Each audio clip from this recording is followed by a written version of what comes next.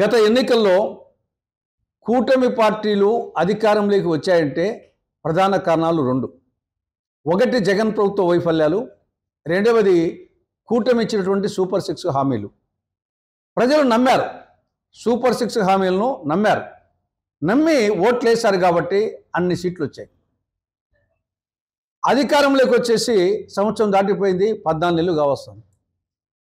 Super six హామీల్లో ఇప్పటికీ majority హామీలు అమలు కాలే. ఒకటి, యువతకు సంబంధించి నిరుద్యోగ భృతి కింద ప్రతి నిరుద్యోగికి నెలకు 3,000 రూపాయలు నిరుద్యోగ భృతి కింద ఇస్తామని చెప్పారు.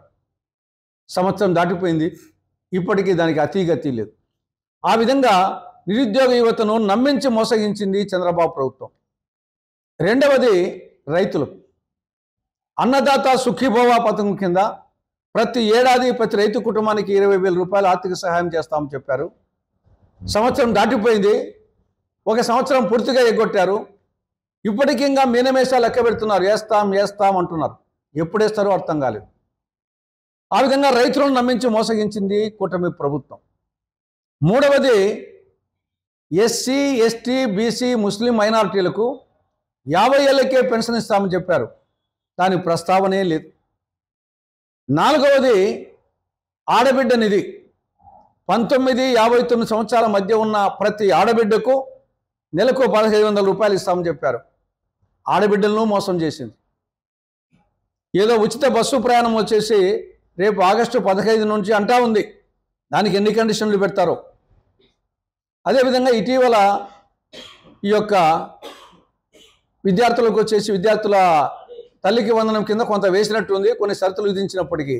కాబట్టి మెజారిటీ దీంట్లో యువతకు సంబంధించి, రైతులకు సంబంధించి, ఎస్సీ, ఎస్టీ, బీసీ మైనార్టీలకు సంబంధించి, ఆడబిడ్డ నిధి ఇవన్నీ ఇంకా అమలు చేయలేదు. కాబట్టి సూపర్ సిక్స్ హామీల అమలులో కూటమి ప్రభుత్వం సూపర్గా ఫెయిల్ అయిపోయింది. విభజన చట్టంలో సెక్షన్ 46 సబ్సెక్షన్ 3 ప్రకారంగా రాయలసీమకు, ఉత్తరాంధ్రకు బుందేల్ఖండ్ తరహా స్పెషల్ డెవలప్మెంట్ ప్యాకేజీ నిధులు కేంద్రం రాష్ట్రానికి ఇవ్వలేదు. ఆ విధంగా వచ్చేసి అన్యాయం చేసింది. కడప జిల్లాలో శైల ఆధ్వర్యంలో ఉక్కు కర్మాగారం ఏర్పాటు కావాలి, దాని ఊసే లేదు.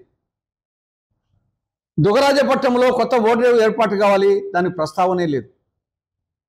పోలవరం బహుళార్థ సాధక ప్రాజెక్టును వీలైనంత త్వరగా పూర్తి చేయాలని చెప్పేసి విభజన చట్టంలో సెక్షన్ 90 చెప్తా ఉంటే 10 సంవత్సరాలైంది, ఇప్పటికీ నతనడక సాగుతూ ఉంది. విభజన చట్టంలో సెక్షన్ 94 ప్రకారంగా రాజధానికి సంబంధించి సచివాలయము, రాజ్భవను, శాసన మండలి, శాసనసభ, హైకోర్టు వీటికి కేంద్ర ప్రభుత్వము గ్రాంట్ రూపంలో నిధులు ఇవ్వలేదు. విశాఖ మెట్రో ప్రస్తావన లేదు, విజయవాడ మెట్రో ప్రస్తావన లేదు, కాకినాడ పెట్రోకెమికల్ కాంప్లెక్స్ ప్రస్తావనే లేదు. విభజన చట్టం ప్రకారంగా విభజన జరిగిన సంవత్సరం లోపల 9th షెడ్యూల్, 10th షెడ్యూల్ ఉన్నటువంటి సంస్థలను ఆంధ్రప్రదేశ్లో ఏర్పాటు చేయాలి. 10 సంవత్సరాలైంది, ఇప్పటికీ ఏర్పాటు కాలేదు. విశాఖ, విజయవాడ, తిరుపతి విమానాశ్రయాలను అంతర్జాతీయ విమానాశ్రయాలుగా చేయాలని చట్టంలో స్పష్టంగా ఉంది, దాన్ని చేయలేదు. కాబట్టి మోడీ ప్రభుత్వం యొక్క మోసగారితనం వలన రాష్ట్రంలో ప్రాంతీయ పార్టీలైన టీడీపీ, వైకాపా ఈ పార్టీల చేతగానితనం వలన, దద్దమ్మతనం వలన రాష్ట్రం అనేక విధాలుగా నష్టపోయింది. ప్రస్తుతము టీడీపీ మీద ఆధారపడి, చంద్రబాబు నాయుడు మీద ఆధారపడి కేంద్రంలో మోడీ ప్రభుత్వం మనుగడ సాగిస్తూ ఉంది.